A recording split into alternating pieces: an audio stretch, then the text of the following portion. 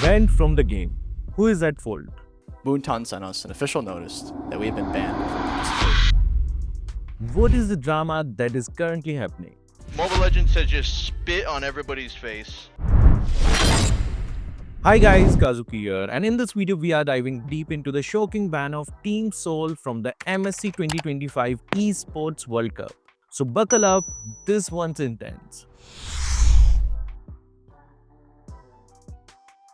We are going to explore both Moontoon's and Team Soul perspectives and break down everything you need to know about this controversial situation. Alright, let's get straight into what happened. Recently, the MSC 2025 committee officially announced that two key players from Team Soul, Hoon and MOBAZANE, have been disqualified. This decision was made because they participated in an event associated with another MOBA game directly breaching MSC rules. According to Moontoon, the rules explicitly forbid teams from engaging in activities that promote competing mobile multiplayer online battle arena titles. Moontoon further explained that they had warned Team Soul multiple times, giving them several chances to reconsider. However, despite these warnings, Hoon and MOBAZANE proceeded with the campaign. As a result, Moontoon stated clearly, Team Soul no longer meets the tournament's minimum roster requirements and thus is ineligible to participate. Consequently, Area 77, the runner-up team from NACT Spring 2025, has been chosen to replace Team Soul. Now let's flip the script and hear what Team Soul side has to say. Wherever Zane goes, drama follows, bro. I'm the greatest to ever do it. Who's getting banned 1 week after coming back? Nobody. I'm simply built different. I'm built different. Back for a week, banned. I'm fucking built different. Specifically from Fried Chicken's perspective. Fried Chicken shared a deeply emotional and detailed explanation, emphasizing how devastating this decision has been for the team. He explained that the promotion campaign was carefully planned according to MSC rules, initially appearing perfectly compliant. Crucially, the official rulebook stated the rules would only apply from July 10 to August 2nd. The controversial campaign occurred weeks earlier from June 27 to June 28, when Team Soul sought clarity on exactly which rule had been violated. Moontoon replied by interpreting their rules broadly, stating they hold final interpretation authority. This meant that despite the team's extensive legal consultation and thousands spent on eSport lawyers, the decision ultimately rested with Moontoon. First, number one is exclusivity contracts. Exclusivity contracts pay a person or company to not play other games, aside from their own that are contractually obligated to, and then they pay them money not to play those other games. Lots of top creators in Asia get these to make sure they don't make content that's not on MLBB.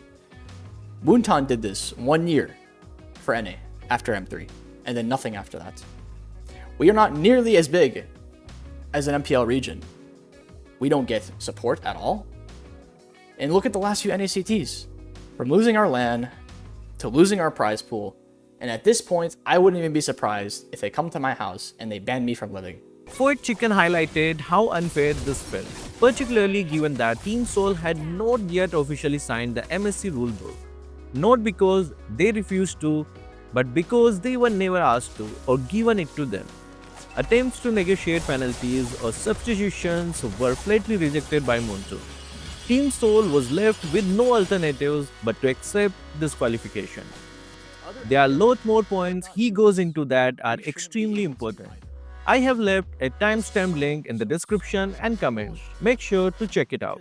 From this point forward, the statements made reflect solely my personal opinions and perspectives, and are not intended to defame, accuse, or discredit any individual, entity, or organization.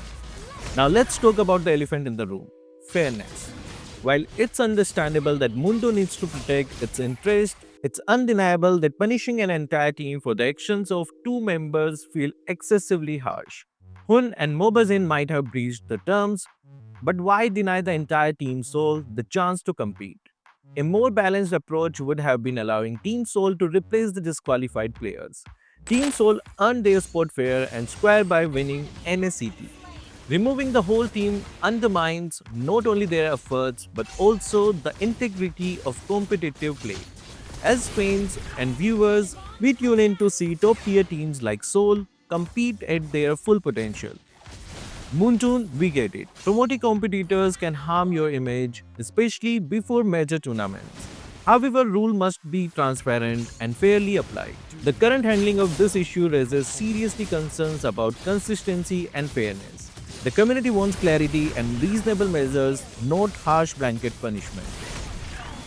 The Rule 12.3 Best Interest of MSC, while I understand the reason it exists, but the way it was enforced is something I don't get, and it feels a bit unfair and out of the left field.